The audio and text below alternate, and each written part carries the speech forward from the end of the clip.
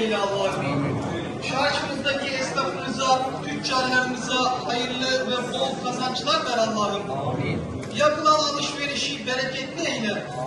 Her iki tarafı hoşnut ve razı eyle Allah'ım.